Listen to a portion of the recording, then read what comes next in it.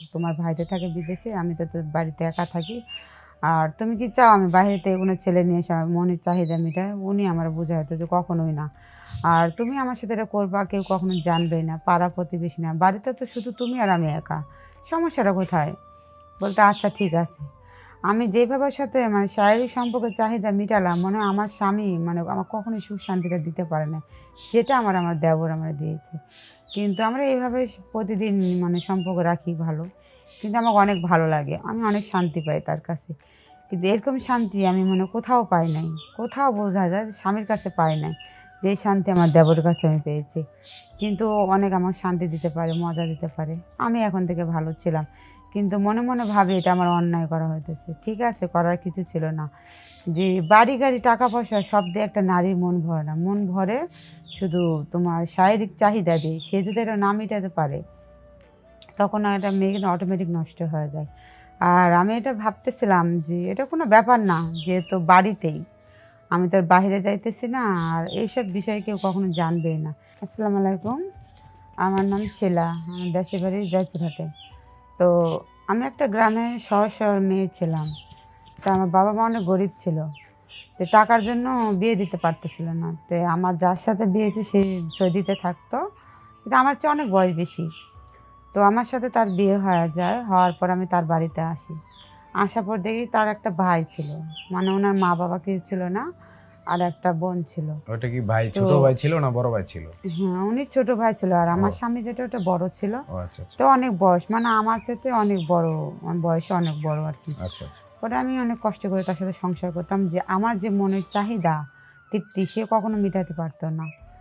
তারপরে আমি অনেকভাবে তারে বলতাম যে তুমি যেভাবে শারীরিক সম্পর্ক করো এতে আমার কিছুই মানে হয় না।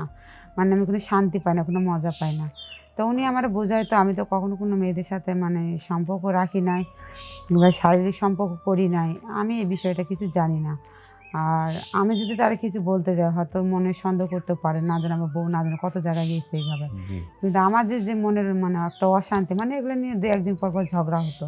মানে যে কখনো একটা কি মেয়ে স্বামীর কাছে কী চায়, টাকা পয়সা বাড়ি গাড়ি কিছু চায় না। কিন্তু আমার স্বামীর কোনোটার অভাব ছিল না। কিন্তু আমার সব দিকে আমি সুখী ছিলাম, কিন্তু আমি একদিকে সুখী না। যেমন আমি সব দিক দিয়ে শান্তি দিতে পারি, কিন্তু একদিকে দিতে পারে না, যে আমার যে শরীরের চাহিদা জি সেটা উনি মেটাতে পারতো না। এভাবে ১.৫ বছর সংসার করি। করার পর উনি আবার বিদেশে চলে যায়। তারপর তো আমি বাড়িতে একা। আর একটা ছোট দেওর ছিল। ছোট বোঝায় বলতে বোঝায় কি ২৫-২৬ বছর বয়স। কিন্তু উনি লেখাপড়া করতো। আচ্ছা বিয়ে-টিয়ে করতো না। মানে করেছিল না। পরে তো আমি বাড়িতে একা থাকতাম। পরে বোঝেনই তো একটা মেয়ে মানুষ কী চায়? স্বামী দীর্ঘদিন ধরে বাহিরে থাকে। আর বাড়িতে একজনই ছেলে মানুষ থাকে। তারপর মাঝে, মাঝে আমার দেওর দেখে একটু মানে ভাবতে লাগলাম, যদি ওরে কিছু বলি। আবার মনে, মনে ভাবি যে কী যেন কি বলে।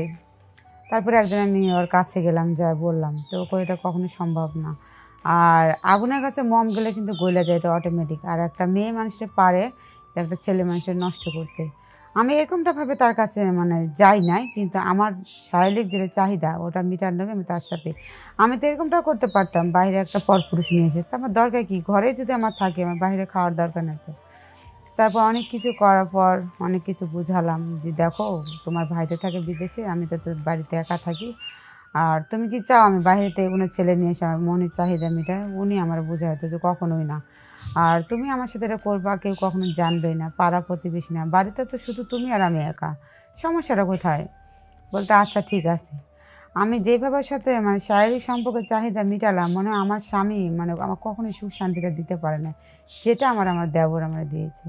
কিন্তু আমরা এইভাবে প্রতিদিন মানে সম্পর্ক রাখি ভালো। কিন্তু আমাকে অনেক ভালো লাগে। আমি অনেক শান্তি পাই তার কাছে। কিন্তু এরকম শান্তি আমি মানে কোথাও পাই নাই। কোথাও বোঝা যায় যে স্বামীর কাছে পাই নাই। যেই শান্তি আমার দেবরের কাছে আমি পেয়েছি। কিন্তু ও অনেক আমাকে শান্তি দিতে পারে, মজা দিতে পারে। আমি এখন থেকে ভালো ছিলাম। কিন্তু মনে, মনে ভাবি এটা আমার অন্যায় করা হইতেছে। ঠিক আছে, করার কিছু ছিল না। যে বাড়ি গাড়ি, টাকা পয়সা সব দিয়ে একটা নারীর মন ভরে না। মন ভরে শুধু তোমার শারীরিক চাহিদা দিয়ে। সে যদি এটা না মেটাতে পারে, তখন একটা মেয়ে কিন্তু অটোমেটিক নষ্ট হয়ে যায়। আর আমি এটা ভাবতেছিলাম যে এটা কোনো ব্যাপার না, যেহেতু বাড়িতেই। আমি তো আর বাহিরে যাইতেছি না, আর এইসব বিষয় কেউ কখনো জানবেই না। কিন্তু আমি জানি এটা আমার অন্যায়, এটা আমার করা ঠিক না। কারণ বড় ভাবে মায়ের মতো। আর মেয়েদের যখন একটা যৌবন জ্বালার মানে থাকে, তখন তাদের মাথায় কখনো কাজ করে না যে আমি কী করলে ঠিক হবে আর কোনটা না করলে আমার ঠিক হবে না, মানে এগুলো মাথায় আসে না। পরে এটা করার পর আমার মাথায় আসে যে এটা আমি ভুল করতেছি, কিন্তু আমার করার কিছু নয়, আমি এভাবে চালিয়ে যাব। যেহেতু আমার স্বামী থাকে বিদেশ, যতদিন বিদেশ থাকবো ততদিন আমি আমার দেওরের সাথে শারীরিক সম্পদ চাহিদা মেটাবো। কারণ আমার রাস্তা একটাই, আমি তো বাইরে কিছু করতেছি না, বাসায় করতেছি। আর এটা আমি অন্যায় করতেছি, হ্যাঁ, আমার ভিডিওটা যারা দেখবেন তারা ভাববেন হয়তো এটা অন্যায়, ঠিক আছে, এটা অন্যায়, কিন্তু আমার মতন এই ভুলটা যেন কোনো মা বোন না করে। কারণ আমি এটা অনেক ভুল কাজ করছি, আর না বুঝে সুঝি, কিন্তু আমি তো অনেক ছোট ছিলাম, এত কিছু আমার মাথায় আসে নাই, আর এত কিছু আমার জ্ঞান বুদ্ধি আমার তখন হচ্ছিল না যে আমি এটা কী করতে যাইতেছি। কিন্তু আমি এটা অনেক ভুল করছি, অন্যায় করছি। হ্যাঁ, আমার মতো যেন কোনো মা বোন এরকম না করে।